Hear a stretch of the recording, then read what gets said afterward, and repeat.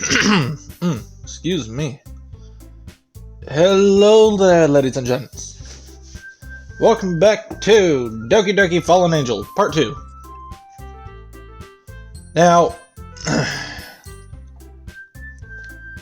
so it doesn't seem like we got into really the main story of it. It looks like we're still focused on the main, like, the stuff from main portion Doki Doki. And I need to try to think of some better voices for the characters, because in a way, what I tried to do for Monica, it's like I was trying to do Woods, you know, like from the Call of Duty series.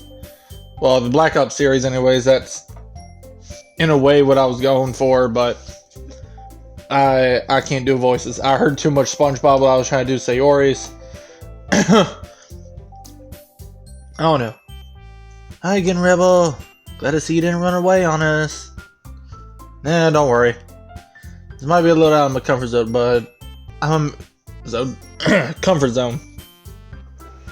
For some reason, you get really distracted if you eat spaghetti for breakfast. I'm a man of my word. Well, I'm back at the literature club. I was the last to come in, so everyone else is already hanging out. Thanks for keeping your promise, Rebel. I hope this isn't too overwhelming of a commitment for you. Making you dive headfirst into literature when you're not accustomed to it. Ah, come on. Like he deserves any slack. Sarah told me you didn't even want to join any clubs this year. You even said yourself. Sayori had to practically drag you here. I don't know if you plan to just come here, hang out, or what. If you don't take it seriously, you won't see the end of it. What? Oh, now I'm in a way doing it for now. Oh, jeez. Excuse me, Natsuki, but I was still talking before you interrupted. Hey, I'm looking out for us. Natsuki, you certainly have a big mouth for someone who keeps a manga collection in the club room. Natsuki finds herself stuck between saying Monica and manga. Manga is literature! Swiftly defeated, Natsuki turns around and marches toward the closet. Oh, I think in the original, it said that she plops back into her seat. Don't worry, guys. Rebel always gives it his best as long as he's having fun. He helps me with busy work without me even asking. Like cooking, cleaning my room. How dependable. Sayori, this cozy room is so messy it's distracting. And you almost burned your house down once. Is that so? She did? Did she ever tell you that story?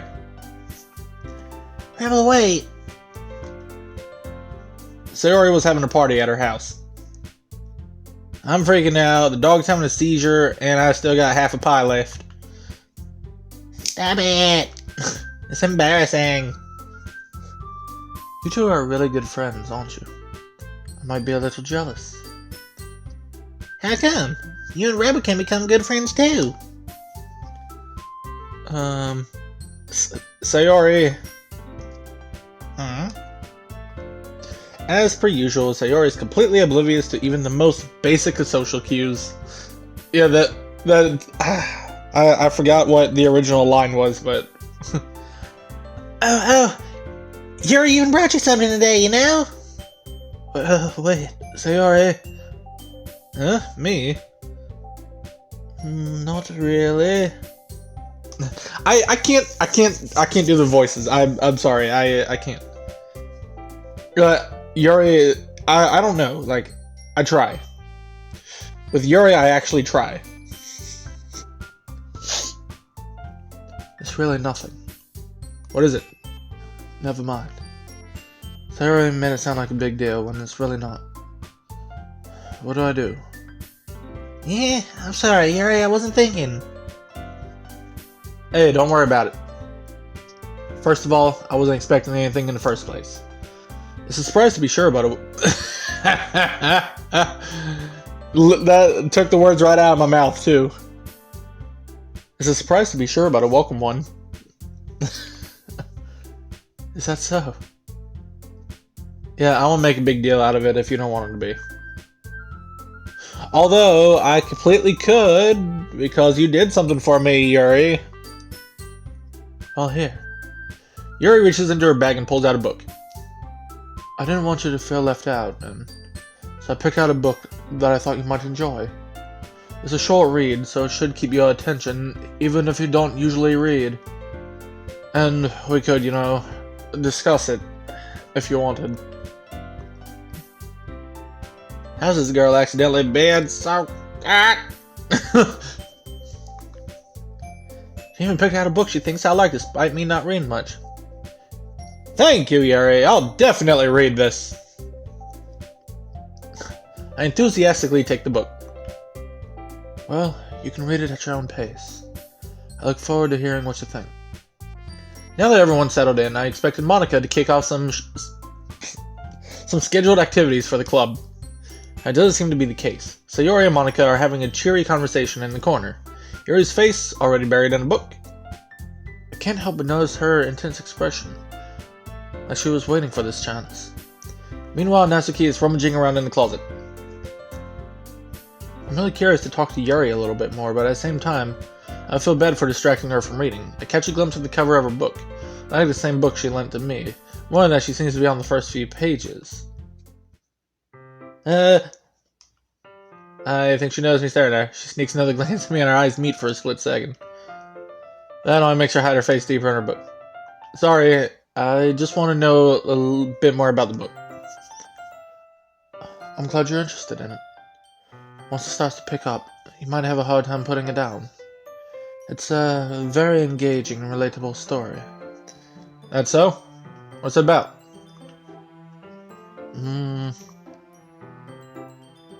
Infinite isolation. No portrait of Markov? The cover shows a shadowy figure sitting in what appears to be a jail cell. Through the barred window of the cell is a single cherry blossom. I just wanted to make sure I don't accidentally give anything away. Basically, it's about a woman and her husband who are imprisoned in a human experimentation camp.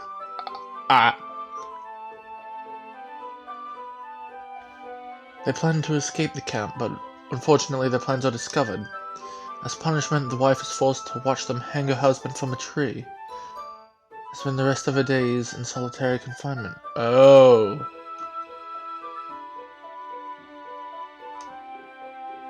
That took a dark turn. Alright, Yuri,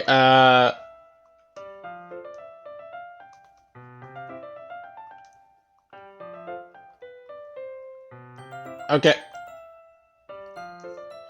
Yes, you are rambling, Yuri.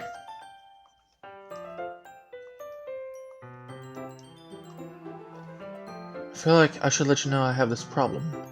I let things like books and writing fill my thoughts. I kind of forget to pay attention to other people, so I'm sorry if I end up saying something strange. And please stop me if I start talking too much.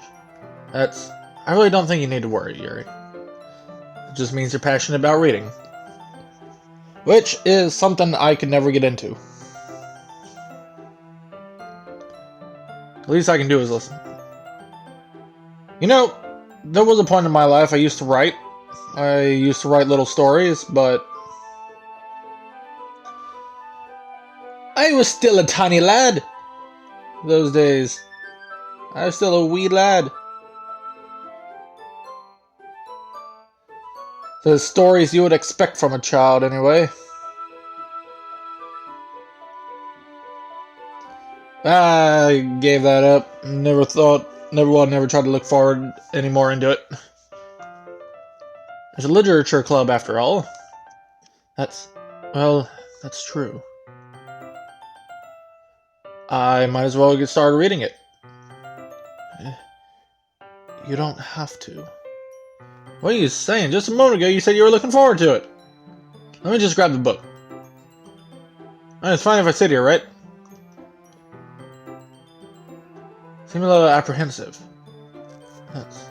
I'm sorry. It's not that I don't want you to. It's just something I'm not very used to. That is, reading in company with someone. I see. Well, just tell me if I end up distracting you or anything. Alright. I soon understand what Yuri means about reading in company. It's as if I could feel her presence over my shoulder as I read. It's not a particularly bad thing, maybe a little distracting, but the feeling is somewhat comforting. Yuri's in the corner of my eye. I realize that she's not actually looking at her own book.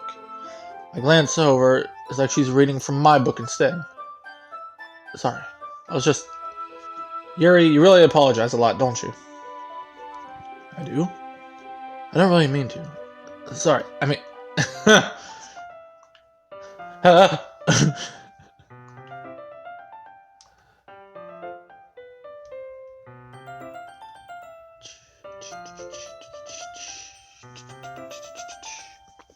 Yuri takes her left arm and holds the left side of the book between her thumb and forefinger. I do the same with my right arm on the right side of the book. When I turn the page, Yuri slides it under her thumb after it flips to her side. But in holding like this, we're huddled even closer together than before. It's actually kind of distracting me. If I could feel the warmth of Yuri's face and she's in the corner of my vision. I try to focus on reading. Lena. Watch Dogs reference? Lena Pierce. Lena, wake up. I slowly open my eyes. I thought it was gonna be I gently open the door. The sunlight is blinding until a figure appears over me. He speaks to me in a deep voice. Wake the freak up, Lena! Wake up. We got a camp to burn. My vision clears and I see who's before me. Keanu Reeves? I groggily sit myself up. Keanu grabs my arm and helps me. Come on, we'll talk after you get something to your stomach. My eyes glide along the pages. The words aren't difficult to understand, but it's been a long time since I've read a book. Well, same here. Actually, it's been a good while since I've really read anything.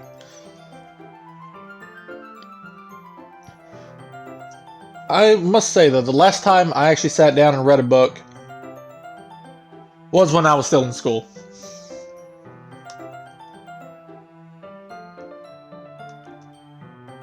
I think I got a bit distracted for a second. Sorry, Yuri.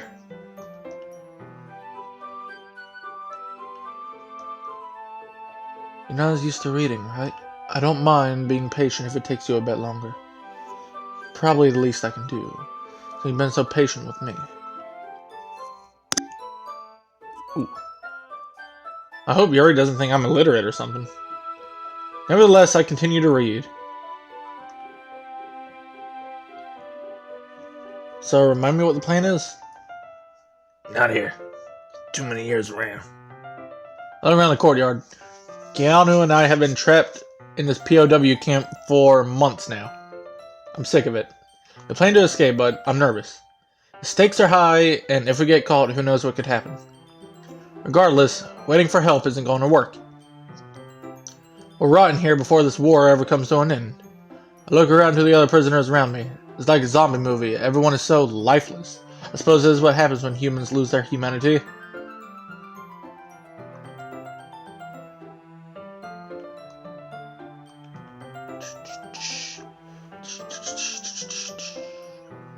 Hey Yuri, this might be a silly thought, but the main character reminds me of you a bit.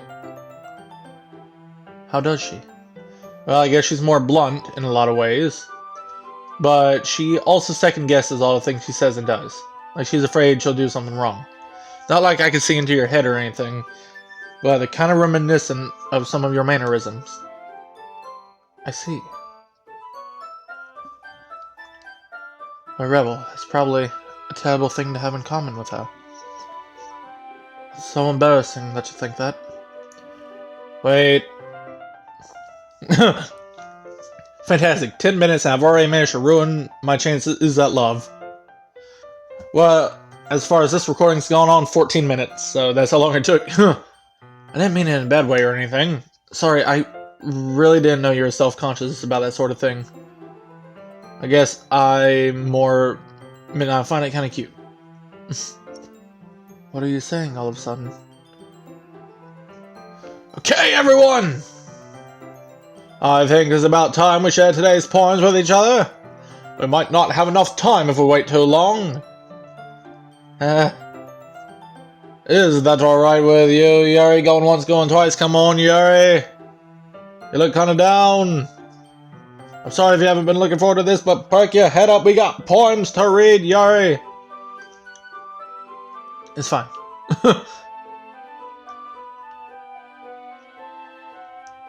Alright, I guess I'll do some more reading tonight. I'll go ahead and finish the first few chapters. That way we can read together when the story picks up. That sounds like a good idea. Alright. By the way, did you remember to write a poem last night? Hey, what?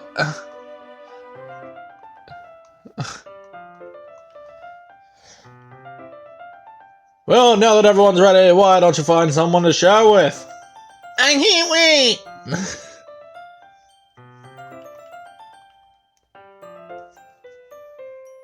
The only option you have is to share with Yuri.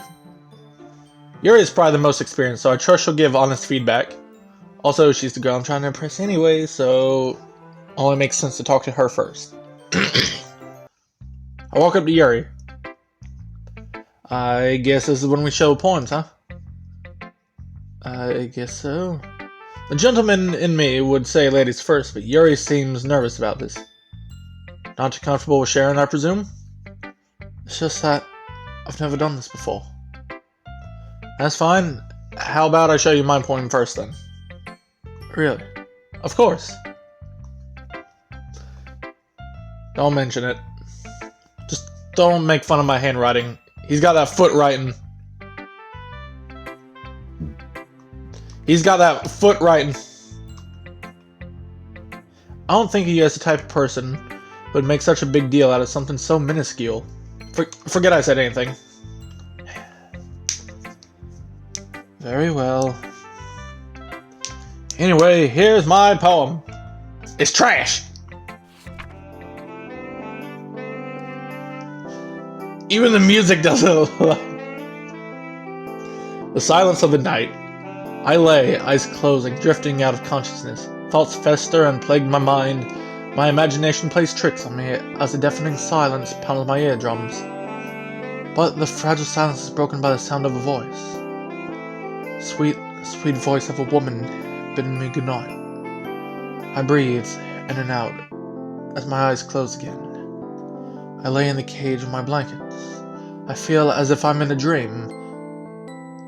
I could feel the aura of another person next to me. I'm captivated by the voice at my door bidding me goodnight until I realize I live alone. My heartbeat is unstable as my eyes explode open. The deafening silence returns.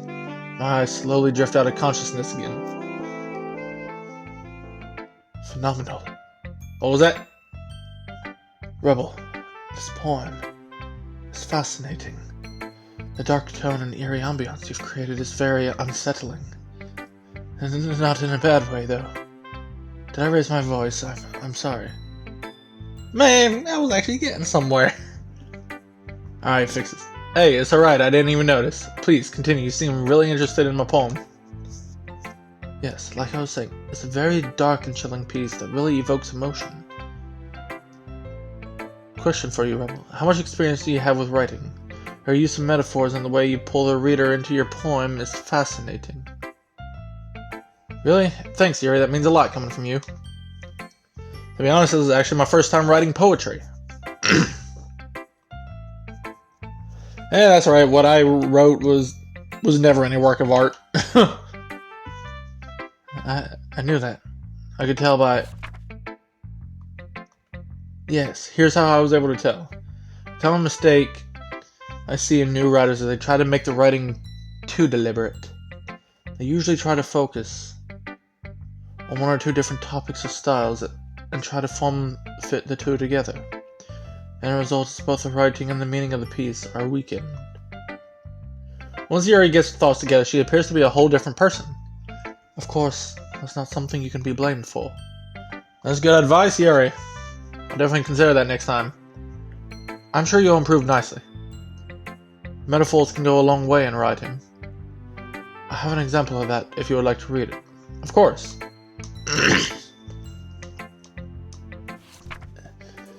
Yeah, ghost under the light. The tendrils of my hair illuminate beneath the amber glow, bathing. It must be this one, the last remaining streetlight to have withstood the test of time. The last, yet to be replaced by the sickening blue-green hue of the future. I bathe, calm, breathing air of the present, but living in the past. The light flickers. I flicker back. Now, I remember when I was recording the main game of DDLC, like, I actually had my room light, was actually flickering for a moment during one part of my recording. I'm sorry I have such terrible handwriting. What? I wasn't thinking that at all. But it took you a long time to read. Ah. I probably shouldn't tell Yuri I never learned how to read cursive. Well, I just don't read script very often. I actually think your handwriting is very pretty. Also, I like the poem. Even though it's short, it was really descriptive. It wasn't too short. I usually write longer ones. Size shouldn't matter, right? Judge me by my size, do you? I can't Yoda. Dang. Well, I can't if I try hard enough, but like, why would I want to do that here and embarrass myself? I'm really glad you like it. I'll be honest. This is our first time sharing. I wanted to write something a little more mild. Something easy to digest, I suppose. Are you into ghosts, Yuri? Actually, the story isn't about a ghost at all, Rebel. I must have totally missed the point. Well, I suppose you did only glance over it after all. But remember that poets often express their own thoughts, feelings, and experiences in their work. They usually do more than tell a simple story or paint a picture. In this case, perhaps the subject of a poem is like being symbolically compared to a ghost, lingering in her last remaining place of comfort, unable to let go of the past, and soon to be left with nothing. That's a lot more solemn, putting it that way. I hadn't even thought of that. That's really impressive. Huh? It's nothing, really. Yours was impressive too, so... If anything, I could probably learn a thing or two for you. You think so? Yeah, of course. You know, I was really nervous about doing all of this, but in the end, I enjoyed it. I'm going to keep doing my best for you, Rebel. Me too. Well, it makes me happy that you think that. Just remember that it won't be long before you pick up on these things too. Yeah, maybe you're right. I guess I have to keep trying. I keep spacing out, like, when I do Yuri's voice, I don't know how to explain it. I really don't. Yes, that's everyone. So Yuri showed me her poem, Dear Sunshine. To which, she wanted breakfast. Natsuki, eagles can fly and people can try. Monika's hole in the wall, because she can break the fourth wall. This is a literature club, and I have mediocre pieces of... Across the room, Sayori and Monika are happily chatting. My eyes land on Yuri and Natsuki. As they read in tandem, I watch each of their expressions change. Oh.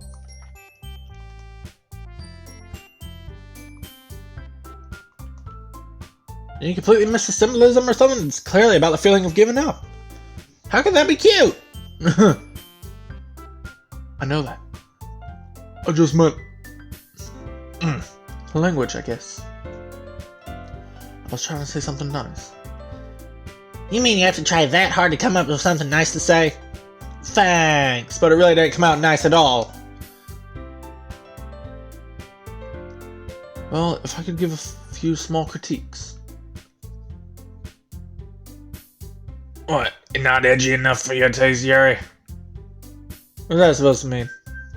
I'm screwing it up again. If I was actually looking for suggestions, I would have asked someone who actually liked it. Which people did, by the way. Sayori liked it. Rebel liked it too. Based on that, I'm glad to give you suggestions of my own. Yes.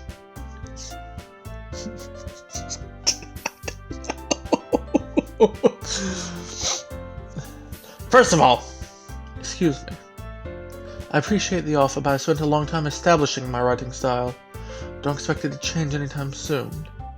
Of course, unless of course I come across something particularly inspiring, which yours definitely wasn't. Rebel liked my poem too, you know. He even told me he was impressed by it. Oh, I didn't realize you were so invested in trying to impress our new member, Yuri. I can't take it seriously when this track comes on. It's not what I... You're just... Maybe you're just jealous that Rebel appreciates my advice more than he appreciated yours. And how do you know he didn't appreciate my advice more? Are you that full of yourself? If I was full of myself, I would deliberately go out of my way to make everything I do overly cutesy. Is everyone okay? Well, you know what? I wasn't one. I still can't read the line. Natsuki. Natsuki, that's a little... This doesn't involve you! I don't like fighting, guys! I would never do something so shameful. Rebel, she's just trying to make me look bad. That ain't true one bit. This purple-haired chick wanted to sit here and have you all to herself. She started it. She could get over herself and learn to appreciate that simple writing is more effective. And this wouldn't have happened in the first place. What's the point in trying to make your poems all convoluted for no reason? That means you jump out at the reader and not force them to have to figure it out. Let me explain that to her, Rebel. Wait. There's a reason we have so many deep expressive words in our language. It's the only way to convey complex feelings and meaning the most effectively. Avoiding them is not only unnecessarily limiting yourself, it's also a waste. You understand that, right, Rebel? Well, not like I know anything about writing. Am I really the best person to intervene in this conversation? Pretend you weren't listening or attempt to defuse the situation. Oh. I don't know. But I am going to leave that there as I am out of time for this episode. I do apologize. But thank you guys so much for watching. And I will... please let me know what choice I should go with. Anyways, thank you so much for watching, and I will see y'all in the next one. Have a great day, great night, whatever time it is for you all. And take care of yourselves. Bye-bye!